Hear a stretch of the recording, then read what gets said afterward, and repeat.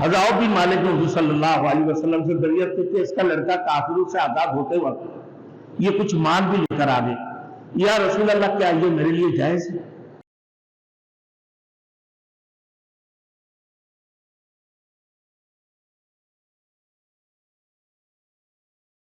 Thanks for watching. Don't forget to like, comment, share and subscribe to Maulana Habibullah Ruhani Official.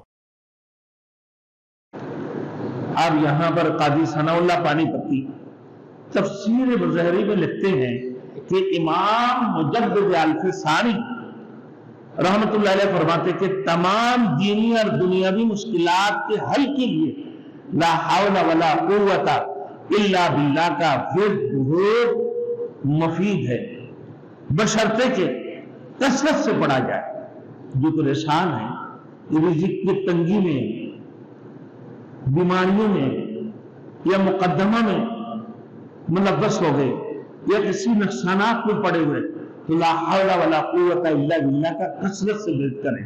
قاضی ثناء اللہ پانی پتی اپنے تفسیر مظہری میں یہ لکھا ہے۔ تو کم از کم کتنا مرتبہ؟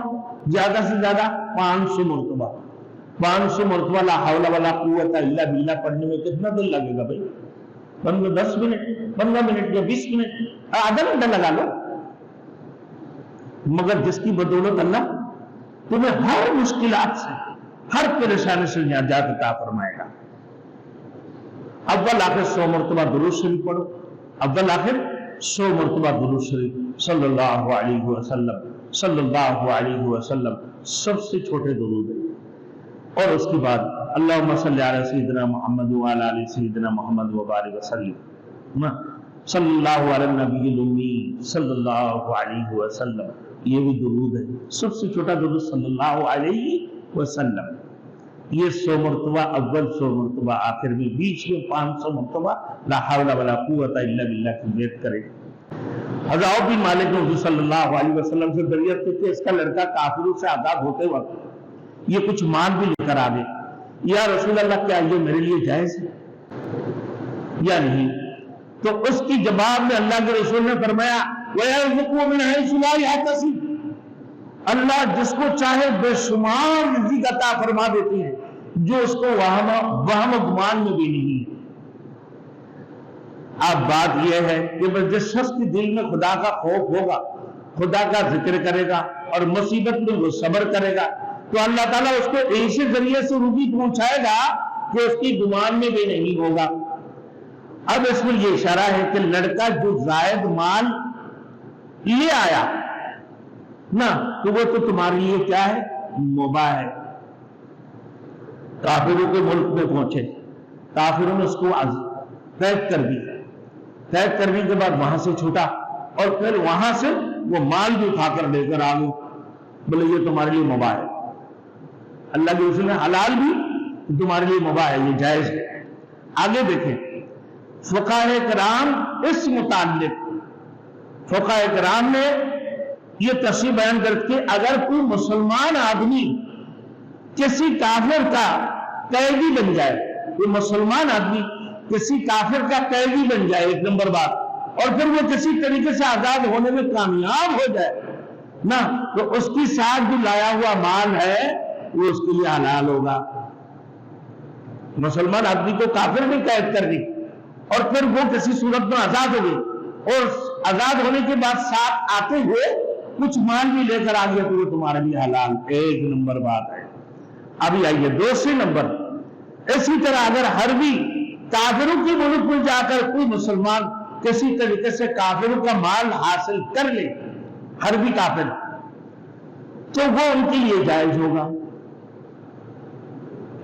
اب آئیے تیسری نمبر بات، اگر کوئی ماہر کافر ہے، یعنی عہد نامہ کیا ہوا ہے، یہ ایگریمنٹ کیے ہوئے ہیں، تو ان کی ملک میں اجازت لے کر جانے والا مسلمان آدمی نہ ان کی مال کو ناجائز طریقے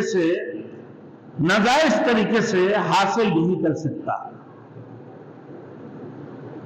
ناجائز، وہ معاہد ہے، وہ اس کے ساتھ میں عہد نامہ ہوا ہے، ان کی ملک میں اجازت لے کر گیا ہے، تو جو مال حاصل کرے گا نہ وہ نہیں کر سکتا ہے، اس کے لیے جائز نہیں ہے۔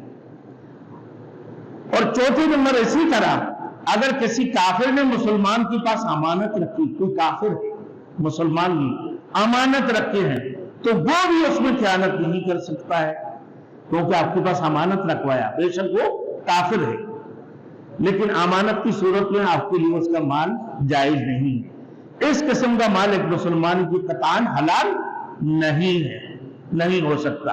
آگے دیکھیں وَمَن يَتَوَکَّلْ عَلَى اللَّهِ فَهُوَ حَسْبُهُ، جو شخص اللہ تعالیٰ پر بھروسہ رکھتا ہے اس کے لیے کفایت کرنے والے ہیں، اللہ اس کے لیے کفایت کرنے والے ہیں، اللہ کے اوپر بھروسہ کرنے۔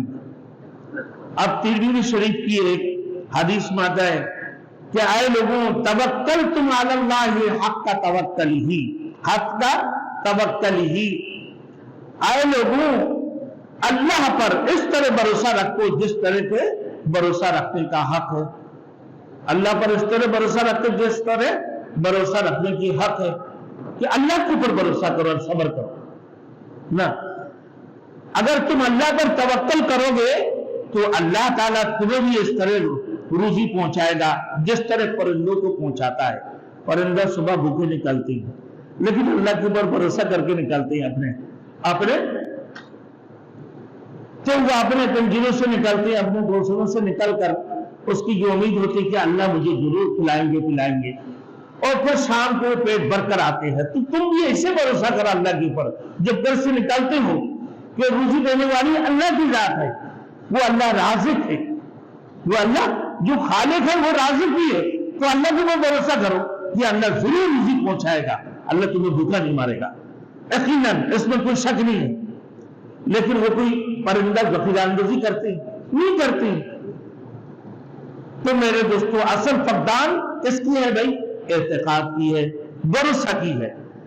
اگر تم نے اللہ کے اوپر بھروسہ نہیں کیا نا تو دیکھو پھر وہ چیز تمہیں مل بھی نہیں سکتا ہے۔ لہذا اعتقادی عملی اخلاقی نقائص بھی ہوتے ہیں، اس لیے ہمارے دعا بھی قبول نہیں ہوتی۔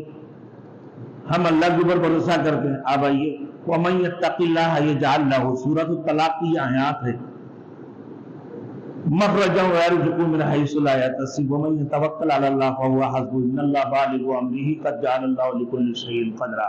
ہم اپنے پیر صاحب بڑے بڑے اولیاء اللہ سے، میرے دوستوں بڑے بڑے اولیاء اللہ نے اپنی کتابوں میں اپنے رسالوں میں لکھے ہیں نا، اور میرے استاد محترم بھی مجھے یہ تلقین فرمایا کرتے تھے کہ وَمَن يَتَّقِ اللَّهَ يَجْعَل لَّهُ، کوئی شخص روزانہ 75 مرتبہ پڑھے اور اللہ کے اوپر بھروسہ کرتے ہوئے، اللہ خوف خدا رکھتے ہوئے، اللہ اس کو بے شمار روزی عطا فرمائیں گے۔ وہ سوچ بھی نہیں سکتا کہ اس کی روزی کہاں سے آ رہا ہے۔ جسے دیکھے لا حول ولا قوت بنیاد پر، لا حول ولا قوت الا باللہ کی بنیاد پر اللہ نے ان کے بیٹے کو آزاد کر دیا، عوف بن مالک کے بیٹے کو، پھر وہ بہت سارے مال بھی ساتھ لے کر آیا، تو آپ گمان بھی نہیں کر سکتے کہ اللہ رزق کہاں سے عطا فرماتے ہیں، تمہارے وہم و گمان بھی نہیں ہوں گے۔ تو جب یہ آیات تم 75 مرتبہ پڑھو گے، یقیناً اللہ کی قسم، اللہ کی آیات کو پڑھ کے دیکھو، اللہ کی قرآن ہے یہ، بھرپور رزق اللہ رب العزت عطا فرمائیں گے، تمہارے غربتیں ختم ہو جائیں گے، تمہارے اندر خوشحالی آ جائیں گے، مالدار بن جاؤ گے۔ وہ اللہ کے راستے میں خرچ بھی کرتے رہو، اپنے اولاد کے لیے بھی خرچ کرو۔ آگے دیکھیں ان اللہ بالغ امرہ قد جعل اللہ لکل شیء، جو شخص اللہ کی ذات پر بھروسہ رکھنے والے ہیں، اللہ تعالیٰ اس کی کام، ان اللہ، بے شک اللہ تعالیٰ اس کی کام کو پورا کرنے والے ہیں، بالغ امرہ، اس کی کام کو پورا کرنے والا ہے۔ تو قدرت تامہ اور حکمت بالغہ کا مالک اللہ کی ذات ہے، اپنے بندے کی مراد پر ضرور لائے گا کہ میرے بندہ یہ مانگ رہا ہے۔ قد جعل اللہ لکل شیء قدرا، اس نے ہر چیز کے لیے خاص اندازہ مقرر کر رکھا ہے، خاص اندازہ مقرر کر رکھا ہے ہر چیز کے لیے۔